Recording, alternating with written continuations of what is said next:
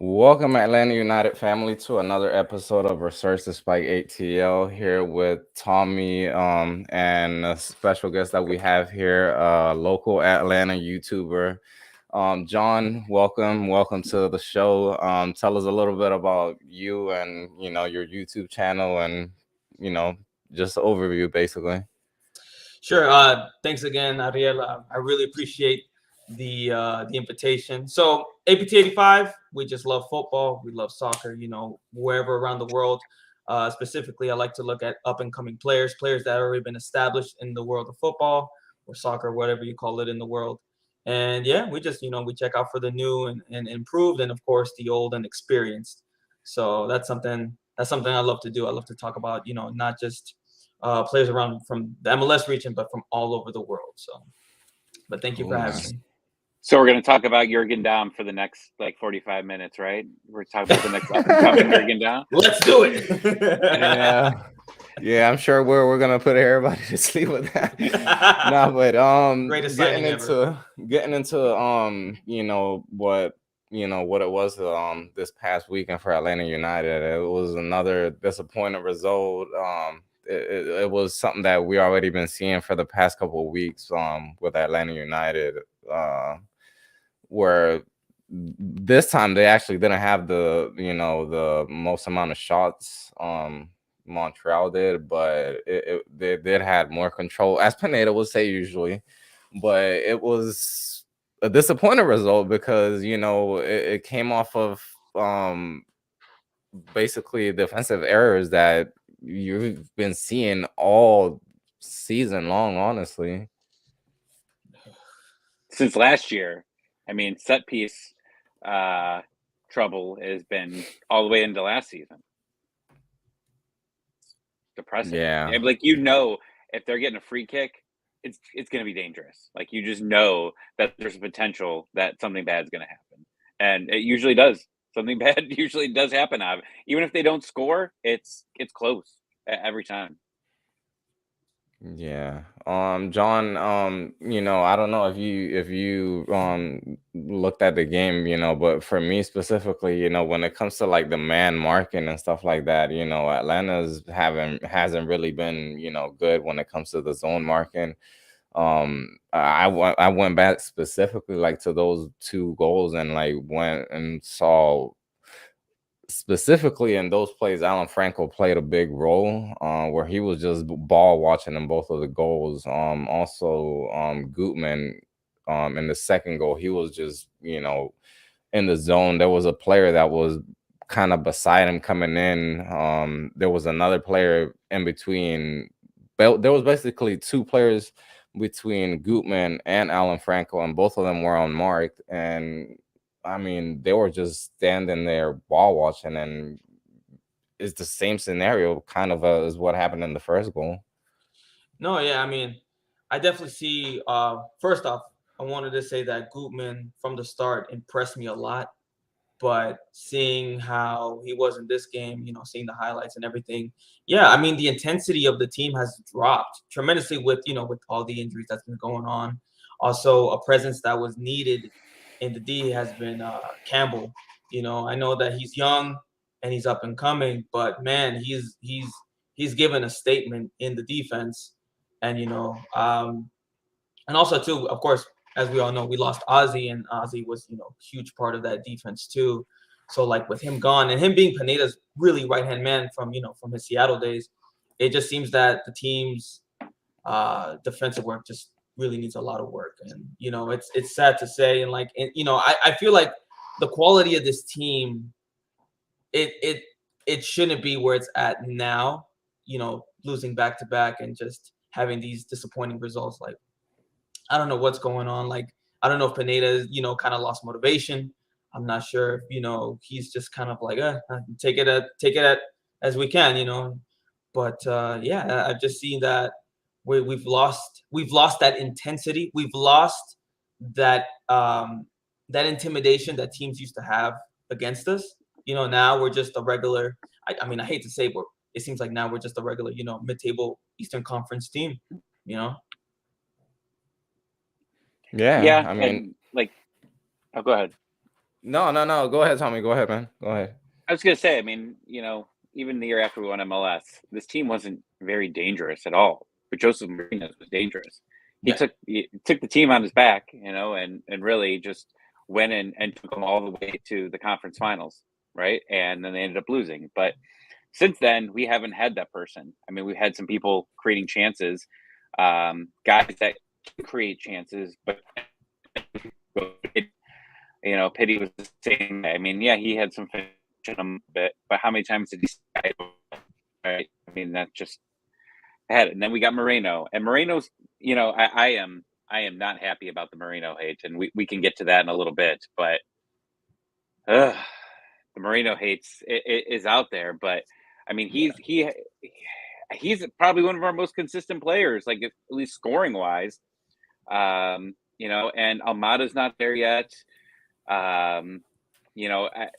It's frustrating to see who could score. And I was hoping to see more Araujo this week, and we didn't see anything out of him.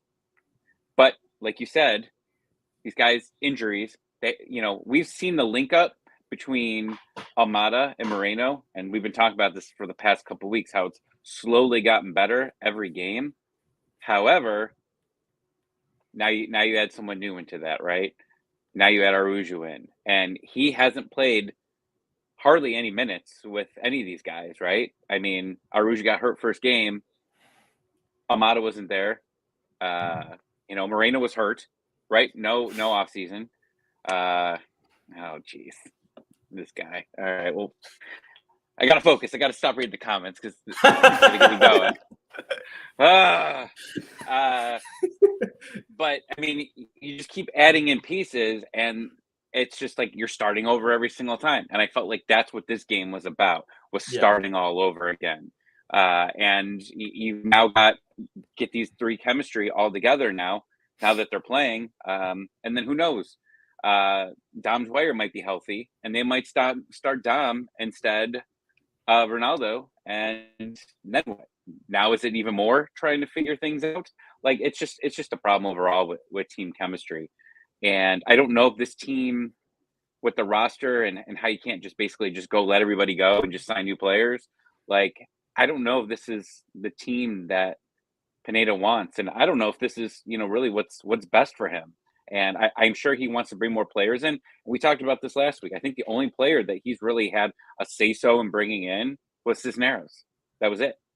And like he specifically brought that up. So, and Ozzy, of course. Ozzy was another one. But like he hasn't had much impact. He gained this roster, and there's really not too much you can do because of salary restraints.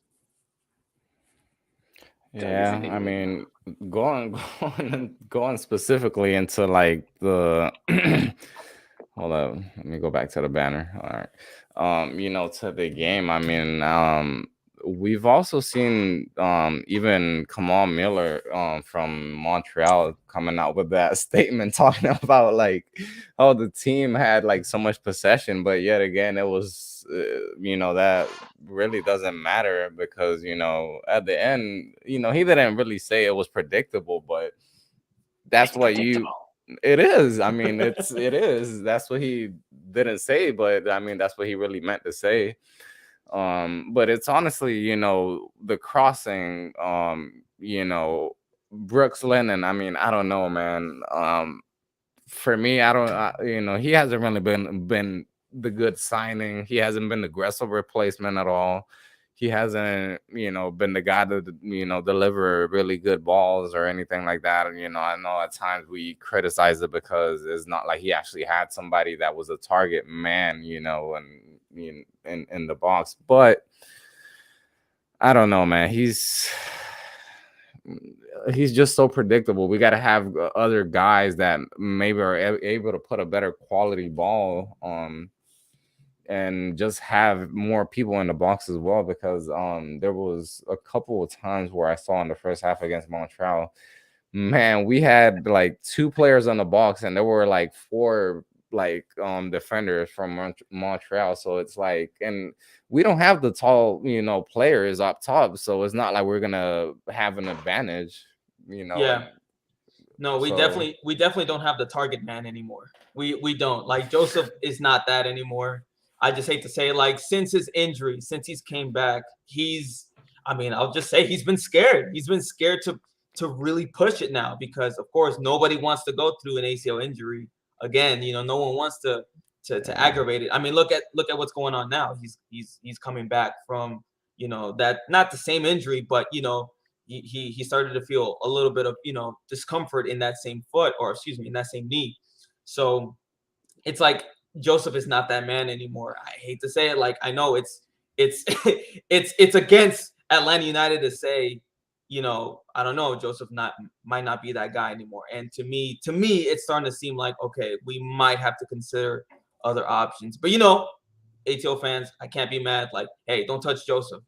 But I mean, seeing from we've been seeing lately, I mean, right now, if you check his stats, he's got the same amount of assists and goals as Marcelino Moreno, which is showing us also how of a slump we have been in an attack. I mean, obviously we're losing games, but we're not scoring as much either, So it's really scary to see the situation happen in Atlanta, especially with Joseph kind of being out, and and it's like, okay, cool, let's not rush him back. But once he comes back, repetition, the knock will come again or something else. So it's like we need a second option aside from Joseph. Like, we need that target man. If it can't be Joseph, it's got to be someone else. So, hey, Ariel, could you put Josh's comment up there about adds nothing besides a controlled locker room environment? Because I think that's something that was interesting about Pineda. Like, I don't know if you remember when they were talking about him coming in, and I think it was it was a game where they played all the kids. They played all these 17, 18-year-old kids in a game. They ended up winning or getting a draw or something like that. I remember them saying specifically, Pineda was a tactics master. That was something that they tried to sell us on. And it wasn't just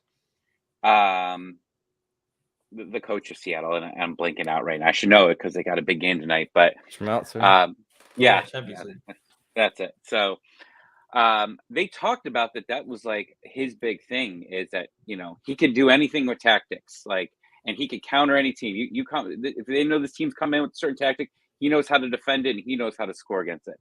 And I don't know if we've seen that. I haven't really seen him change too many things up in a game where, depending on the opponent, maybe we go at it a little bit differently. I've seen him play scared before. And I mean, really scared. Remember that Red Bulls game towards the end of the season where they really, it was a 0-0 game. They got, no points. I mean, they just basically parked the bus from, minute one all the way to the end. That was pretty much the only thing that I've really seen him change up. Now, again, lots of injuries. The roster. Oh God, just trying to piss me off today. Fraud. I don't know what to think of Pineda, and I know there's hate on him right now, and there's a lot of hate on Moreno. But specifically talking about Pineda, of course he's gonna get a lot of crap because we're losing. We're not having that exciting soccer. He's trying. I mean, the last 3-4 games previous to this, they were getting scoring chances, right? They just weren't finishing. We don't have this conversation if one of these guys could finish a goal, right? That's just what it is. If we have one guy finish a goal, I mean, this is almost like last season where every game was a 1-goal game, but it was just who was going to finish on one side. We just get a guy that finishes. We're not talking about this anymore. We're winning that Cincinnati game. We're winning that Charlotte game. Miami, right? I mean, those were all games that were very winnable. We had the opportunities. We just didn't score. That's not on Pineda. That's in the front office. And I think that really needs to be said. Again, they're weaker teams. So, obviously we didn't look as good against Montreal this week, but we were playing the lesser teams. We were controlling the possession, which I don't really care about. But I do care about the scoring opportunity. And we had scoring opportunities left and right. Those are games that we should be winning 3-1, possibly even 4-1 on a few of them. So the chances were there. It's just nobody's finishing. And the front office is not doing anything about that. And I understand at this point, you have to give Joseph an opportunity to come back. He's going to be back in 4 weeks. Yep. And then you've got they say he's supposed to be back in 4 weeks. But really, after these 4 weeks of games, you're on like a 2-week hiatus. And that's when Joseph should be back fully in practice, because that's when his return date was supposed to be. So you give him the opportunity. The transfer window is open very for a short. It's closed for a very short time. Then it opens right back up, and then you can go get your hoppy, and figure out what's going on. I think this is a big. We've talked about this before. This is a very big moment for the front office, for Arthur Blank, for everybody, because they have to make that decision at the end of the season. Is this Joseph going to get better and give us what we need? A striker. We need a guy that's going to score goals, not a guy that sits back and makes some nice passes. We need a guy that finishes. That's what we're paying him for. So they have to make that decision, and they have the Arthur Blank organization with the Falcons. They held on to their coaches, their general manager, players for way too long. And a lot of it was publicity. Like, they re-signed Julio Jones for a ridiculous contract. He wanted more money. Of course, Julio, here. We want you here forever. Joseph is a hero to the city. He won them a championship. He got the city to like soccer. Joseph Martinez was the excitement. He was the draw. I know there was other great players throughout the time, but he was the draw to Atlanta. Murals everywhere around the city, right? But at the end of the day, this isn't working. And this hasn't been working since the beginning of 2020. We're at that point again where it's another surgery. And if he can't get better, I know he's talked about retirement, but if he does not want to retire, what do you do at that point? Because he's already asking for more money. He's asking for another contract. That was last year when he got into it with Heinze, the article comes out that he wants a new contract, but he's not going to take a pay cut. Okay, this was exactly what happened with Julio Jones. He wanted a new contract. He wanted more money. Atlanta gave it to him. So now you got to make that decision. You can't screw up with DPs in MLS at all. If you do, you're screwed. Maybe you can win with two guys for a very short basis, but if you don't have three continuously on the field, you're not going to win. We haven't had three guys on the field because of injuries to other guys, because we've been moving people around. But right now, you've got to make that decision. And cutting Joseph Martinez, Jurgen Damming him next season, right? Got to bring in Jurgen Damm at least three times a show. Yes. If you Jurgen Damm him, right, or Chris McCann him, you're going to get people that turn, like fans that don't understand what's really going on, right? And that's really going to be a PR nightmare. But in the end, it will probably be what's best for the team if he doesn't get better. I don't want to jump to that conclusion now, but I think we kind of know where this is probably going, right? And it's going to take some real balls to go out there and cut Joseph Martinez. Because we've got the statue. We've been talking about the statue forever, right? And if you get rid of him, there still could be a statue eventually when he retires and maybe goes somewhere else. But it's going to be a bad look on the franchise. But it's probably the right look. And that's going to be something that this organization, this ownership has always screwed around with and has always bit them in the ass every turn, but specifically with the Falcons. I mean, you know what's interesting? You got into that conversation about the front office, and yeah, I mean, they're so unpredictable, man. They have players like Barker, where they've made all these noise, and players also like Almada, and they come and even like 6 months before that they're coming in. And then yet again, they pull moves like Moreno, Araujo, they, like last minute signings basically. And those last two that I mentioned, you're bringing in guys that they're more flair than, that punch that Atlanta's been lacking. And honestly, it's not the fit of the coach. It's not the fit of the coach. Exactly. That's also another thing. I mean, we've been bouncing around coach to, from coach to coach, in the last 2-3 seasons that, Pineda, like you said, one of you guys mentioned earlier, his squad is not really what he really wants to have, but the front office to a point, it's crazy the amount of money that they've also spent.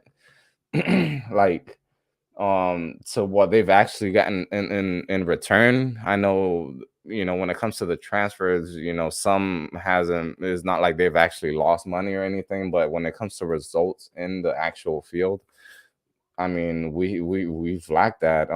Those players have definitely lacked that.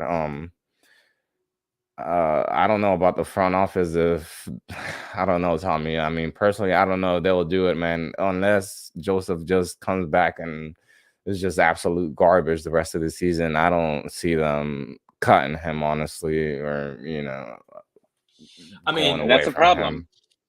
Yeah, it is a huge problem. It is. You don't want to be stuck around, just because, yeah. like, just because it's a big star and it draws you attention and all this.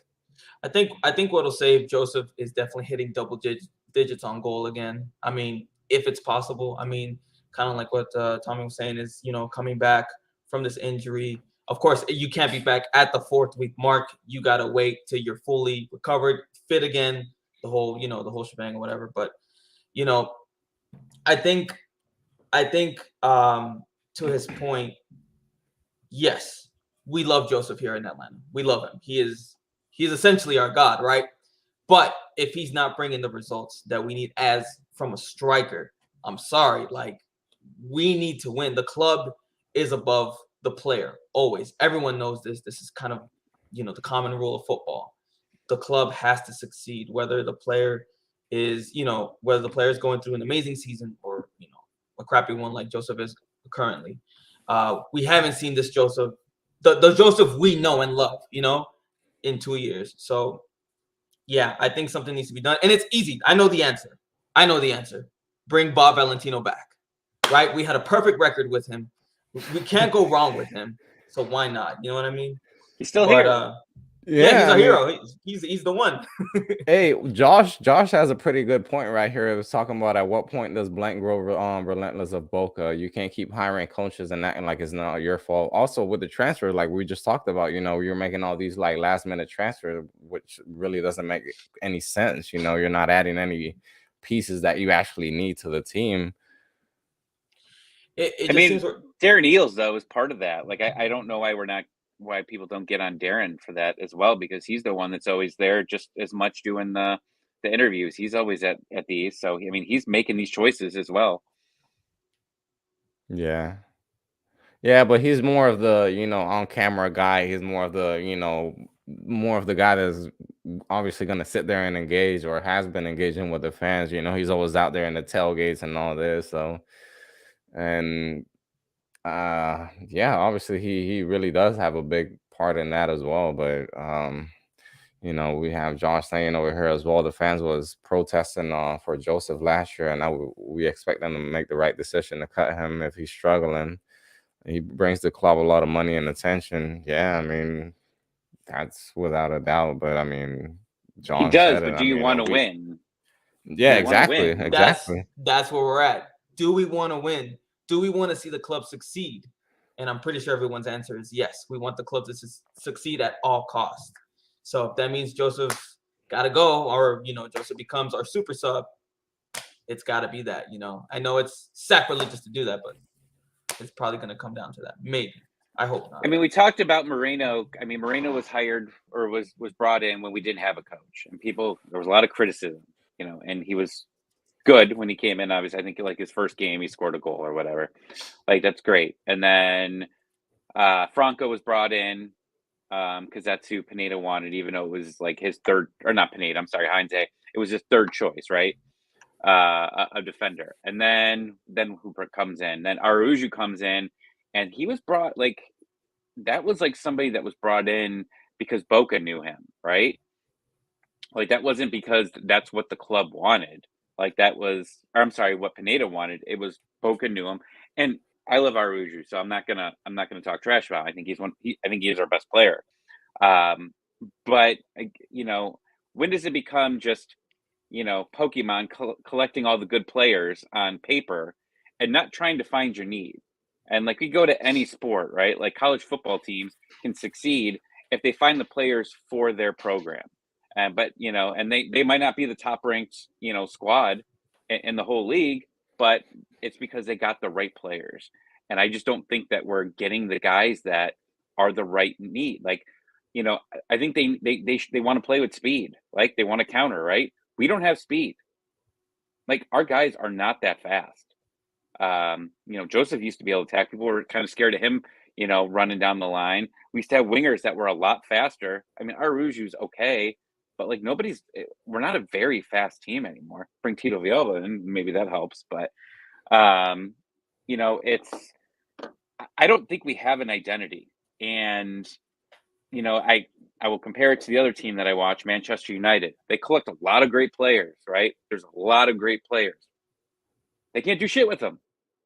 I mean, they always say highest payroll. Like, we're always the highest payroll, right? Like, one of the top, we're the top payroll, but like Manchester United's always up there, right? They can't win. And they got Ronaldo, and they still can't win. Like, yep. That's where we're at. Like, but it's because they're not they're just signing players to sign them sometimes, I feel, and they're not getting the right thing. So yeah, they are washed. Washed. Yeah, no. I completely agree. Like, it's embarrassing to have, I think we have the largest budget in MLS with players, I think, or the Eastern Conference at least. And look at the results. Look at the material. You know what I mean? Like, it's just not where we want to be. And I'm glad you mentioned like Moreno and like players like Thiago and players like Arujo, because it seems like, and I don't know if it's just me, it seems like we've just been wanting to get the next Almiron. Like, it's just like, can we get that player that can do the 1-2s, the great passing, the great counterattacks? Can we do all that? You know what I mean? And it just seems like every transfer we get, like we try to get that player that's an engine. And of course, I think Moreno's the closest thing to the Almiron. But now boy, you're gonna hear from it in this chat when you just said that. Oh man. hold on. Let me amp it up a little bit more. So I read an article, I think Dirty South Soccer actually released it. That the problem with Atlanta right now is one of the problems is we haven't had a consistent lineup in so many games. I think we've had 9 different starting lineups since the start of the season. Not only that, to what you guys were saying, we got all the flair, we got all the all the fancy footwork. Everybody ready to come onto the game and do their own thing. So now we have Moreno, we have Thiago, we have Arujo. We all know that those are players that can take up the. Kyle never missed. Wow, I just saw the picture. Sorry, but we have Arujo, we have Thiago, we have Moreno, we have all the flair in the team, and they're all being played at once. What does that do? We lose the chemistry. We lose the 1-2s. What do we got? Moreno taking up the ball, passing it that 1-2, and then him taking it again. So him not being, how do I say it? Him not being quick with his touches and quick with the play and quick with the vision. Like, okay, I think this player has a better chance of scoring, or maybe Thiago has. Like, we have a lot of players just basically hogging the ball. So it's unfortunate. I think at most we should have 2 players on the pitch that know how to control, have the footwork, and can be decisive in that final third. You know what I mean? But we're having too much flair in the team at once, and I just feel like that impacts the attack. You know what I mean? And of course, as anybody knows, you hogging the ball so much, you lose the ball, and then boom, they catch us on the counterattack or whatever it may be, and then that's where the defensive errors come in. So yeah, from what I've seen Almada, he's been, alongside Moreno in some games, but more Almada, he's been more of the consistent guy, in that trying to link up that play in between the midfield and the forwards. But obviously it's hard when you have all this talent and you just don't have a well enough play to where you're able to link that up. And that's why going back to what I was saying earlier, a lot of times we have players like Brooks Lennon crossing in. I mean, I feel like there's guys that have a way better foot, a way better cross than Brooks Lennon. It doesn't always have to be him crossing in the ball. It gets so repetitive, and there's more more talent on the team to where you have more options and more ways to where you can attack. It doesn't always have to be the same guy, running the same play over and over again. Amada's been close to getting a couple goals, also off some individual efforts. But collectively, we lack that. We lack the finishing. We lack a lot of times also like the pass to the to the final play basically. Um, and it's a lack of understanding. Also going back to what you said, 9 different lineups and 9 games. It's hard. You're not gonna get the same consistencies from the Right. players, but so what at times I feel like Pineda just doesn't really have a lot of trust in his guys that he has in the bench. I've seen it not just this past game to where he waited until past the 80th minute to start making subs, and it's like you want different options. You have Hyman, you have Mulroney, you have different options up top to where you can make something different. You can change your tactics up, but you're so persistent on the same thing that at what point do you start switching it up? I mean, you just, I get it, the players and this and the switches and all that, but I mean, you also got to have some self-criticism to where you're like, all right, I'm playing the same style. I'm trying to get these guys to play the same way. I have to do something else. It's not just also about the players, but to me, when it comes to a soccer team, when it comes to the results on the field, it's a 50 and 50, part to where 50% of the fault, whether it's a win or a draw or whatever result it is part 50% on the coach and 50% on the players. And it's a lot of 50%. Yeah, yeah. But Pineda has to, take acknowledge that he has to change something. He has to tweak something in this team, whether it's changing the lineups, which I don't know if that would help, but something has to change when it comes to having the grit. And also, I don't know if any of you guys saw the post game conference that Gutman said. I mean, to me, Gutman pretty much summed it up to where he said that there's just a lack of focus, from the team, not being basically not playing together, not being there as a team for the full 90 minutes. That's also another thing. The attitude has been lacking when it comes to the 50-50 balls. There's no commitment when it comes to saying, all right, these guys are going to go and fight for the ball there. I didn't see that. The fact that he mentioned that, to me, in my opinion, is like he's being dead on honest on what the actual issue is, because it's a lack of grit. It's a lack of, showing some balls in every single, play. And we've definitely lacked that, in the last month at least. Yeah, it definitely reflects on the pitch. The focus is gone. And again, it just goes back to us being not the Atlanta United we all love and miss, but just another Eastern Conference mid-table team. And that's what we don't want. We still feel proud about winning MLS, the 2 years into our existence. But now it's just we've hindered from that glory, and now we're just, we're like a shadow of that team. And we know we can be better. It's just, I don't know.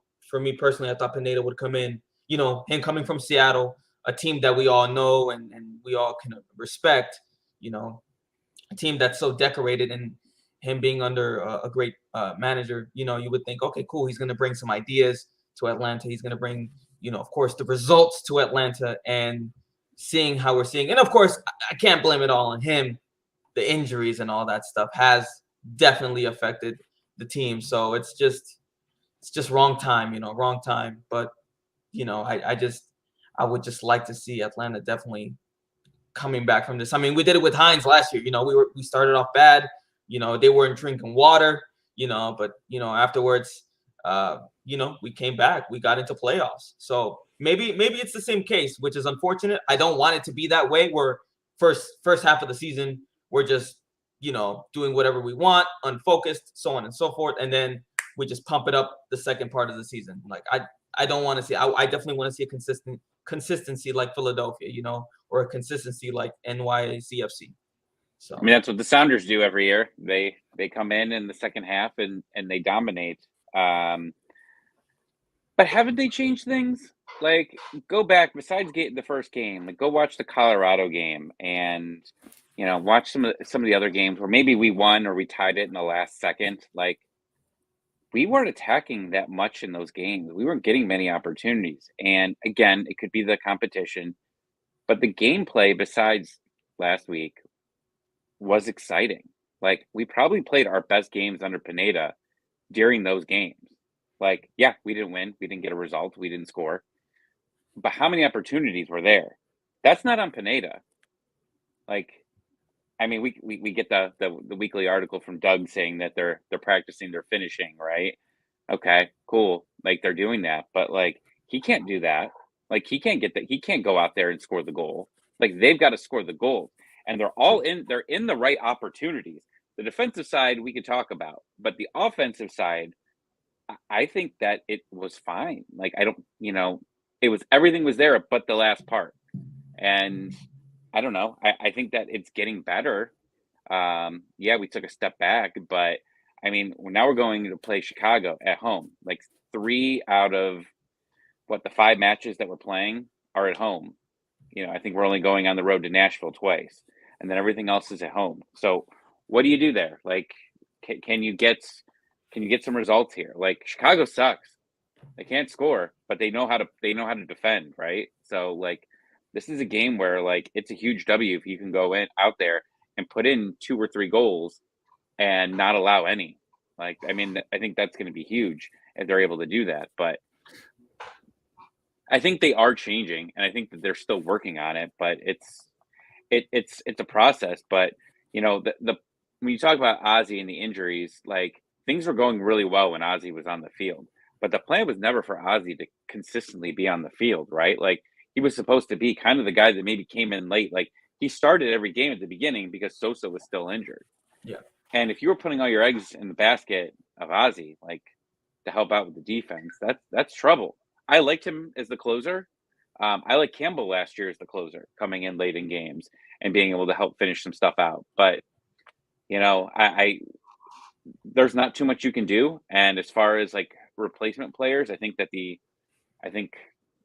as far as salary rules go, I think the only player that we were really allowed to replace with anybody of significance was Rocco Rios with the Guzan charge. So like, there's no help coming right now. I mean, all we've got basically is the U22 spot, and then be able to call up some possible guys from the twos, right? Like, I think that's all you're really going to be able to do for the rest of the season, unless you obviously sell some people, which that's not happening now. It's going to have to happen in the summer transfer window. But you're going to need a new identity here, and I don't know if they're going to start taking those steps, because the summer window is the best time to start making those moves, and should be really interesting. And June's going to be a huge month, right? Like, it's a short month because Atlanta, I think, chose their bye week to be that first week that everybody else comes back. So we've got like an extra week off. So it's going to be really, when Joseph comes back, you've got like a 3-4 week window where I'm not even reading the comments. I know it's him. Oh, Jesus, stop. Do it. Pull it. Put it on. Let's see it. Like, I don't have enough to even like say that. Like, I mean, everybody's taller than him. My son's probably taller than him, and he's 13. But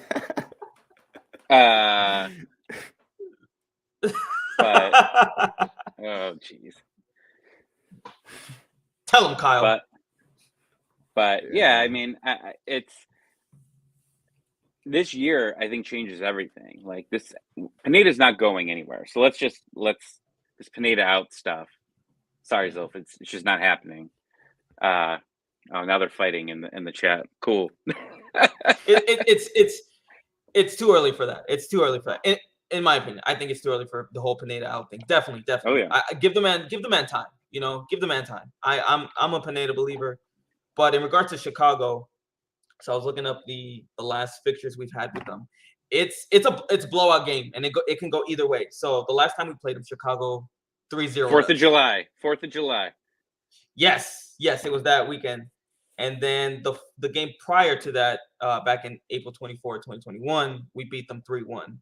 And then the game prior to that, it was a 2-0 for Chicago. So it's a back and forth with Chicago. So we're probably going to either see a blowout, whether we come in there and kill it and gain some momentum and gain some confidence, or Chicago could just run all over us, which is, of course, not what we're expecting at the Benz. So they got their third DP, and I forgot I know his last name is Torres, but they got him. I'm not sure he's gonna be available for this week. I know Chris Shakir is Mueller. back. Yeah, I know Shakir is also back from injury. Their goalkeeper, which has been a big sensation. Gabriel Slanina, I think is his name. Jairo Torres. Thank you, Sal. But he's when it comes to Chicago, like you said, yeah, definitely. I remember this one game in 2019 where under the board, man, we got blown out like 5-0 in the first half. I think it was. Dude, I think that was 4th of July too. Like it was 4th of July. I don't remember, man. I saw fireworks that night, so that's the reason why I remember. I've seen fireworks twice after Chicago. You sure it wasn't just you drunk and you were seeing lights, man? Maybe. I don't know. Yeah, it could have been, man. I know I saw fireworks both nights. I know. It's the Atlanta way. It's the Atlanta way to lose on a national holiday. Yeah, no, America. But seriously, I remember that one game, and it was miserable. I think it was one of the most miserable games that I've watched from Atlanta. And given the fact that, I mean, it was one where we actually had one of our better squads, it was like, holy shit, man! Like we just got blown out so badly. But no, I mean, when it comes to Chicago, I really don't expect like an open game. I don't expect nothing crazy. I don't given their recent form and given our recent form, I don't expect, a 3-2 game. If anything, I will go with another draw, honestly. I don't know about the guys on the comments, when it comes to the prediction about this week. And, I'll start off with John and then Tommy. When it comes to this weekend, what do you think about, a possible result? Let's see. Gonzalo says that this game screams 0-0. I don't know. I'm gonna go with a 2-0. I'm gonna go with a 2-0. Chicago, right? No. I think we're definitely gonna have. Well, okay. I don't think we are as low as Chicago right now. I think we can definitely beat them. Yeah, like we can. Joshua Simmons got it. Like, I think we can beat Chicago. I can expect. You think Chicago wins? I can expect a Moreno goal and maybe a last minute header from Miles Robinson. In Atlanta fashion. But I'm going with 2-0. I'm going with 2-0. And I'm being a little confident with it. I think we got 2-0. What about you, Tommy? What do you say? I just feel good. It was July 3rd. They lost 5-1 in Chicago. This memory doesn't lie, man. I knew it was 4th. They always stick us on 4th of July weekend against them. I'm going to say 3-0. I think that this is going to Atlanta. Okay. I think we're going to go. I think we're going to go crazy. They got to at this point. That crowd is going to be interesting as far as how many people go to the game. And what the crowd's going to be like. Like we've seen the crowd kind of go up and down over basically since COVID, and that's mostly COVID's fault, not the team's fault. But it's interesting. You're seeing a lot of people talk about giving up tickets.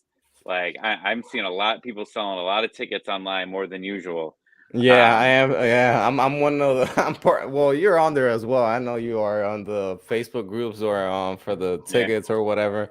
Dude, that thing keeps popping like left and right as well, and I'm like, I mean, I was having a discussion with some of these guys on the group as well when it comes to that. The attendance. I mean, if results don't start coming in, also the front office has to take, a note of that. If the attendance starts dropping, if when it comes to the merchandise sales, starts dropping as well, you don't. It's not good for business. You obviously you want good entertainment, and good entertainment is good business. So, I mean, I don't know. When it comes to Atlanta United, you just really don't know what you're gonna get. Well, hopefully we expect something. We have Josiah, so it's the hope that kills you. So I don't have any hope. It really is. It's just hoping for it's hoping for a win. It's just hoping. Yeah, All we it can do is. is hope. It's May 4th, so may the force be with you. We're hoping.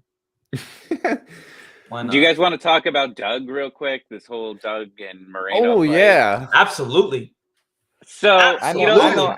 I know these guys on the chat love some Doug talk. So let me just say this: like, if you follow any sport that's outside of Atlanta United, any team, there's always that beat writer that is going to be very critical of the team. And Ledbetter, if anyone's a Falcons fan here, he writes some stupid ass stuff, man, about the Falcons, and he asks the dumbest questions in the world. But I think Doug, he's critical of the team. He's been critical of the team when they're winning, and he's been critical of the team when they're losing. And a lot of things that he asks, like, I know he asks a lot of dumb things, but like, go in and look, like, some of the stuff that he said about Moreno. Half these people in this chat are saying the same thing. They just don't like Doug. Like, I don't know. I don't think Doug's the worst of the MLS writers or anything like that. I think that he does okay. But this whole Moreno's wife going off on, which I assume is the article that he posted, right? Like, I can't read it because I'm not paying $1 or something a month to the Atlanta Tribune.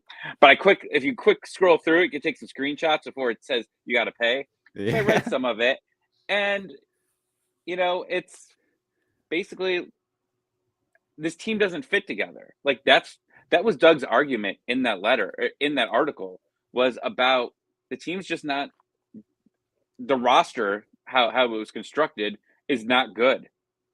It's not good. You got too many guys that want to do the same thing. And someone said that earlier, and I think it was Josh that said earlier in the thing that everybody does the same thing. That's on the team. So I don't disagree with Doug on that. Now Moreno's girl taking hit on that. I mean, what did they call him? An effing soccer player or an effing sports player? I don't remember what it was, but man, it was good. Someone's gonna tell us in here. Yeah, it's interesting. Yeah, with Josh coming over here talking about, it's not really about specifically what he says is just him being more constant and directly about a specific player. That's what's more I think it's gotten to the point where a lot of people I mean, I don't follow everybody when it comes to the Atlanta Twitter, but I follow a lot of people that are the guys that are sharing or being more constant on the Twitter or on the Atlanta United Twitter feed or whatever. But to what I see, they keep on sharing all the comments down. Obviously, this stuff gets out more, and I actually saw somebody else, I think it's Mulroney's girlfriend, that also shared the same article and said something, similar to what Moreno's wife said. So it comes to a point where, yeah, it's not about so much what you say, it's just like how constant you keep on saying it, and like he just keeps on trying to emphasize, a certain point where, yeah, we get it. Moreno at times, is not like the guy that passes the ball. He's, just like our other guys, Almada and Araujo, they're guys that, hug the ball at times. But Moreno, like Tommy said, he's been more the consistent goal scorer that we've been missing. So it's not like he deserves the criticism that he gets to a certain point. You know what I mean? Like, every player deserves to be criticized for the results that we've been getting, no matter what, honestly. But when you just specifically dig in at one player, that's when it starts getting to a point where you're like, okay, I don't think this is normal. Well, I read the thing about Doug, and I went back and read one of Doug's articles. I don't know, maybe a couple months ago, because I think he brought it back up, and it was basically the article that said, "Why did Atlanta United sign a DP without a coach? Like, they didn't need to do that." And I think he's been on that kick since that day. Like, why did they bring him on? Like, is this what they needed at that time? And it's just kind of all been downhill, from there on Doug and Moreno. And, there's every chat that you're in. I know you guys are in the chat, and I'm in Dirty South Soccer, and it's like 50-50. It's either you hate the guy or you absolutely love the guy. I don't understand why there's no middle ground for him. There really, I haven't seen many that have a middle ground with him at all. It's either Moreno to the moon or Moreno go to hell. Yeah, I mean, it is. It really is. It's like you really do love him or hate him. I mean, I'm, or correct me if I'm wrong, if I've ever said something, that has been to the point where or tweeted something out that it's like specifically like Moreno, like, bro, you're just trashing. Like, I don't think I've ever said anything like that, but yeah, I mean, I've criticized him to where he loses possession of the ball. That's something different. Obviously, being an offensive player, that you have the risk of losing the ball. Especially being the player that he is. But he, I don't know, he just really doesn't deserve the criticism that he's been getting from a lot of people. Even with past guys, I've seen a lot of slander, when it comes to the Peter Martinez case, the Ezekiel Barco case as well. Like, people just really haven't been satisfied with them. They're great players, and they perform better in other places, and they didn't really live up to the hype that here in Atlanta United. But I mean, they still brought somewhat of results. For me, Peter Martinez, he was crucial for, US Open Cup and Campeones Cup, even though it wasn't like, wow, a big trophy or whatever. But I mean, he played his ass off that game. Barco, for us last year, he was massive. I mean, he's partially, he really was. Yeah. I feel like he was one of the reasons why we made the playoffs, because I mean, I don't think that, with him being in the form that he was after the Olympics, I think it was, or whatever what tournament that he went to, that level that he came back to. I mean, he was just, unplayable at times. So I don't know what's up with Doug. Something that you said though, I mean, I don't know, man. When it comes to Moreno, I think in the chat, Kyle says that I like what he says. He says Kyle never missed. He says, yeah. Can our cams not challenge defenders? Of course they are. They're gonna lose the ball. Like, it's common. I'm a Moreno fan. He's an engine in the field. He gets the results. Yes, he needs to pass a little bit quicker. Yes, he needs to be a little bit more decisive. But he is such an important player. I remember when he first came in, he just came off the bat, just trying to get goals up there, and to now know that he's getting all this scrutiny specifically from Doug. It's just kind of like, yeah, man, I get it, I get it, but like, he was going ham, and for some reason, I actually had the article up, and it was free. Now I see it's like subscribe for 99 cents, whatever it was. But I mean, from what I saw from it earlier, it was just him digging into Moreno, just digging. Oh, he needs to be more decisive. Oh, this that, like, just going in on the guy. And I'm just like, man, come on, like, does he really deserve that? Like, there's a lot of guys that are not playing good. Like, there's enough criticism. Yes. But I know Zilf hates him and whatever. I mean, I want to see a guy that's showing effort. and he definitely is giving effort. He sweats for And the jersey. Yep. yeah, and he's creating opportunities, and it's not just for himself. He's creating for Almada, and Almada's working with him, and they're improving together.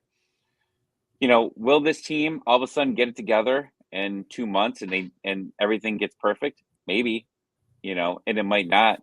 But I know that when it's down, and whether he's a super sub or he's starting the game, he will take it on himself to go and do everything he can to create opportunities. Now, when you do that, you obviously can turn the ball over, and sometimes he does it more often than not. But I'd rather see that effort, because there's been games like the Colorado game where he came in late, I think, on that one, but he could come in and all of a sudden just change the game. I mean, he came in. I mean, look at that season opener. He comes in. Yeah. It's 2-1.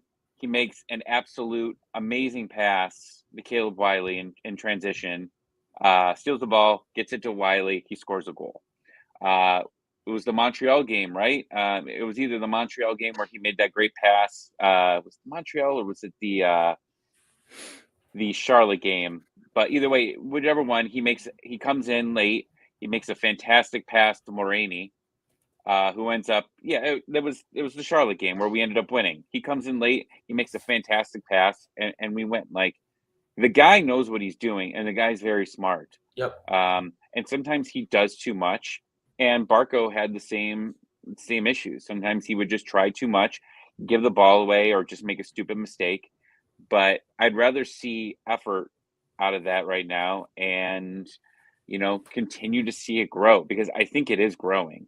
And maybe we did see a step back this week. I keep saying that, but I mean, for 3 games in a row, Moreno was healthy and Almada was healthy, and they've been really getting on the same page frequently. And that's going to be scary if they can continue to improve on that and add Araujo and then name random striker that's going to be playing each week. Like, I don't know. I could see it getting better.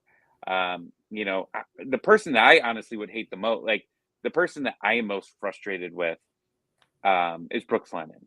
And he's the type of person, I understand. He's working his ass off too. I mean, he's making the runs continuously, has to get all the way back to defend. However, his decision-making is atrocious. And we talked about this last week as far as, him, he just takes too long. Like, he just takes way too long to make that decision. And by the time he makes that decision, it's gone. Whatever play that he thought he saw is gone. And then sometimes he does have the perfect time and he makes the pass, but he crosses it, way too hard. And it's frustrating with him about it, but like, we don't really have, I mean, Ron Hernandez is okay. I know there's some people in here that are going to say he's trash, but I don't think he's terrible, but that's all we got right now. And, it is frustrating with Brooks. And I think that Brooks has to, if you watch Ted Lasso, I think he needs the sports psychologist that they had in there, because I think that he's kind of broken at the moment. I think he just keeps doing the same things and expects the same results or different results, and it's not happening at all. And that completely empty net that basically he had to shoot on against Miami. That was that's the guy trying too hard at that point. Yeah. Well, before we get to the last subject, anything else that you guys want to add when it comes to Atlanta United? When it comes to, I mean, I don't either, man. I'm just expecting better. At this point, it's just you expect better results. You expect, I feel like the play's been there, but it's just, you definitely expect better the results. But before we head out, guys. Hold on. Yeah. I'm just worried in general, just about the front office and their decision making. Like, I know Bocaut's been a thing for a long time, and I've focused on a lot of the positives because he has brought positives. He has drafted well at certain points with certain people. The academy's doing a really good job, but when do they start learning from some of these mistakes that they've made? And I don't see them learning from any of these mistakes. Like, still see them doing kind of the same thing. Like, when you still find out that Jurgen Damm's hanging out in there, and like, what was he till like 2024 or something that he was signed to? Like, I was just reading something because he's still like he's the ghost that doesn't disappear out of the training ground. He's still there. Like, Yeah. I follow him on TikTok and Instagram. He's still there. He's never leaving. Like, and I think his contract's for like 2 more years. Like, who in their right mind says that that's okay? Like, you make that terrible of a decision and you get to keep your job. That's like when the Angels signed Albert Pujols to like a 30-year contract when he was already 60 years old. Like, that's like, it's crazy, like what they have and the decisions that they're making. And now I'm getting frustrated. And this transfer window coming up, the next one, and the winter is really like, this is it. Like, this is either we're going to fix our mistakes here or it's over. Like, we're never going to be good again with this current regime that we have. And I love Darren Eales, but I mean, at some point you got to clean house across the board, and he obviously has to sign off. I believe that's at least Darren has to at least sign off on some of this stuff. I think, like, you're gonna have to figure something out here, and like I said, it's gonna be a ballsy move. But if Joseph's not the guy, they've got to make a real decision here. And if he's still shit after coming back, and they keep him for next year, I mean, I'll be sad either way. I'll be sad because we're not going to be winning, or I'll be sad that he's gone. But I think we know what the right decision is if he's not coming back. Yeah, And I think that's the actual people that care about the results, and know like what the actual problem is. Not more of like the casual fan. Like, I feel like they know that if Joseph doesn't come back, or to the point, like, you just have to make that decision. You really have to. But yeah, I mean, the front office definitely has to be accountable at a certain point. When it comes to, even when it comes to the managers that they brought in. Frank DeBoer wasn't the guy that was a right fit for Atlanta United. Gabriel Heinze wasn't either. And I don't know about Pineda right now. I mean, I don't want to judge him because it's too soon. Injuries, this and that. But it's at the end of the season, we can have a full judgment of whether it was a fluke, having Pineda here or not. But for me, I'm not gonna sit here and say as well, Pineda out or all this. And I tweeted it out last week or whatever, but I was just pissed, joking around or whatever. But no, I don't think that it's gonna come down to where they're gonna fire him mid-season. But Pineda, you're talking about? Yeah, Pineda. Okay. But at a certain point, yeah, I mean, if things just start, we're already at a bad point, honestly. Yeah. And if they just start diminishing down, I mean, the front office has to be held accountable. And they have to acknowledge that themselves as well, that they just haven't done a good job. But I would challenge everybody. I would challenge everybody to go back and read what's his face's article. Oh my God, Felipe's article about the front office and all his fights with Tata Martino. And I go back and I read that article every once in a while because it was just such an explosive thing. Like when they got rid of Tito, not even calling the players, getting rid of LGP, getting rid of all these guys. And when I first read the article, I thought it was a lot of BS. But now that like you see things that are going on, like you see the players getting signed and not having the coaches and things like that involved, it was like Tata had so much power. Like he told them the players he wanted, they listened and they won, but it was too much power. Like they gave him way too much. And Boak was like, no, this is my show here. I'm picking the guys. I'm doing this. This is what's better. Remember, Tata didn't want Barco. He did not want him at all.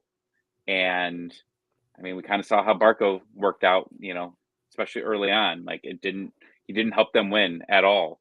Nope. So it's interesting, and I think it's just something that if you have time, go back and read it again, and then just watch it for the entire season, what happens and how this team continues to evolve. Because if we don't start seeing the guys come in that fit what Pineda wants, then we know that they have not learned their lesson and they're just doing what they want and telling the coach that they got to work around it.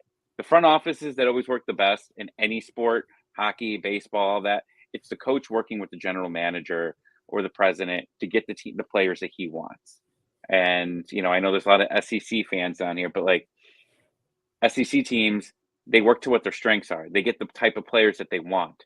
They might not be the 5-star players, that are looking for, but they're looking for the guys that fit their system. And that's not what we're doing. We're just fitting guys that are flashy and maybe that we could sell for a ton of money down the line. Like if this is a business and that's what you want to do, that's what you want to do. Cool. But if you want to win games, eventually you got to stop looking at a business and start getting the guys that maybe aren't going to make you as much money in the transfer window, but they're going to help you win down the line. Yeah, well, before we head off, guys, I want to talk about that Seattle game and Pumas game tonight, just briefly. And you guys on the comment as well. I want to get your thoughts on that game. Predictions, what it would mean for MLS.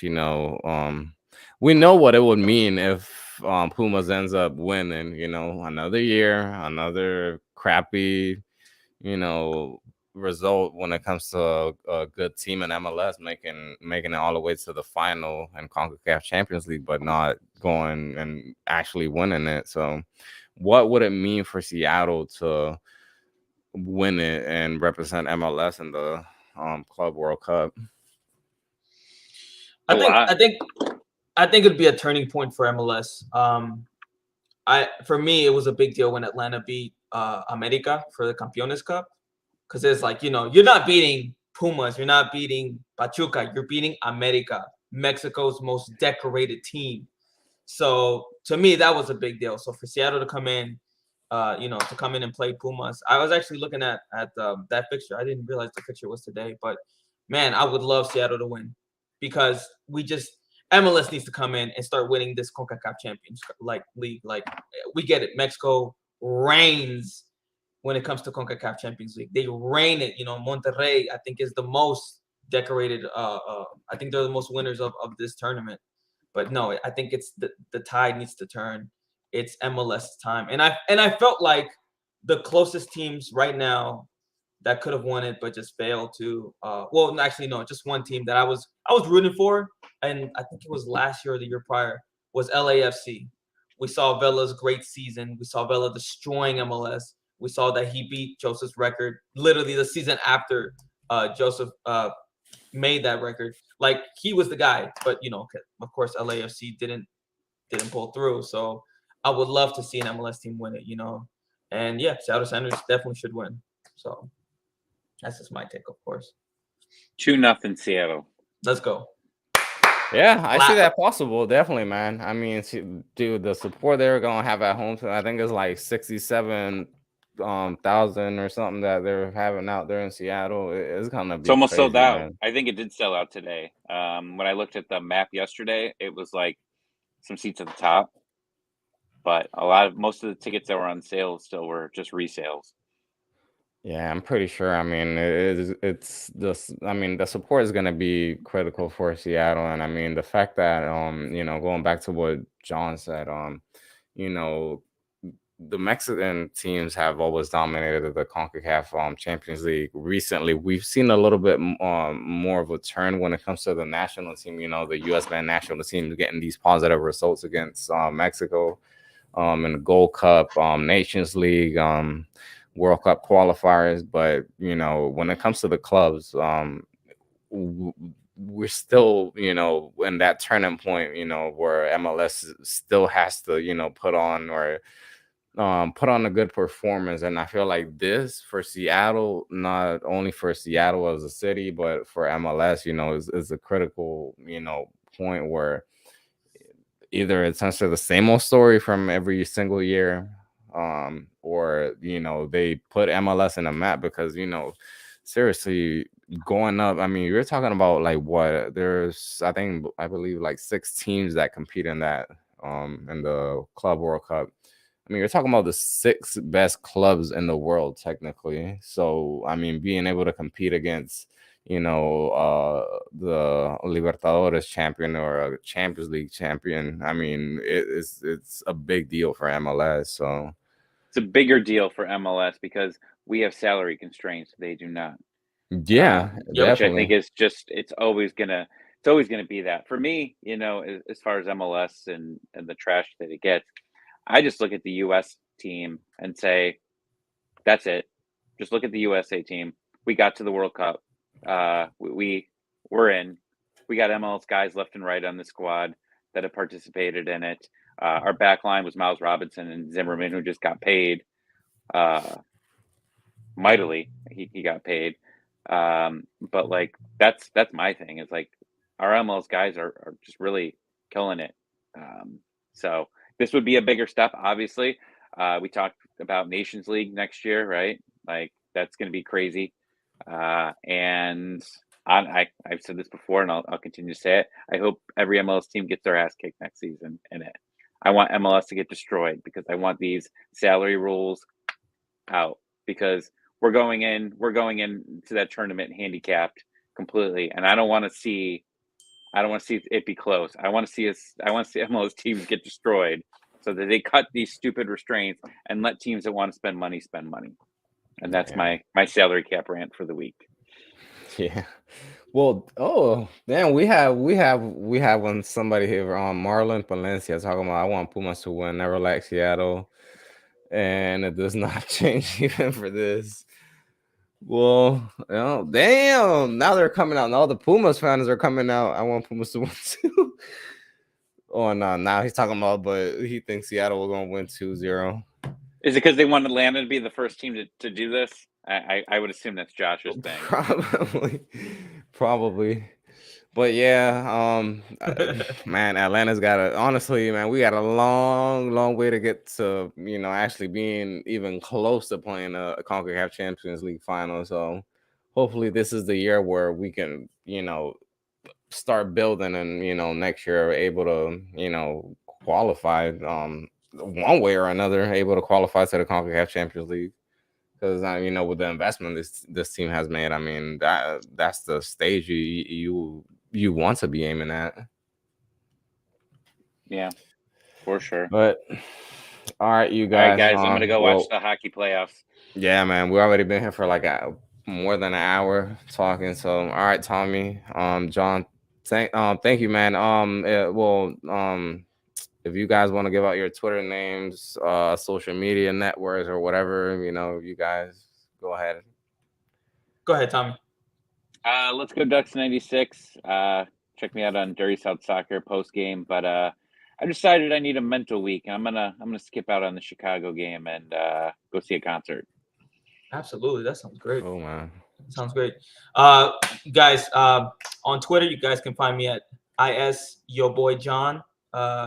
I'm always on there speaking on Atlanta United, especially one of my favorite team of all time is AC Milan. So, you guys can find me there. And of course, any other thing related to football, soccer, whatever it may be, you guys can catch me. Also, you can catch me on APT85. That is my YouTube channel. Every Thursday we post. So, yep. Thank you, guys. All right, dude. All right, you guys. Well, till next time. Have a good one. All right, man.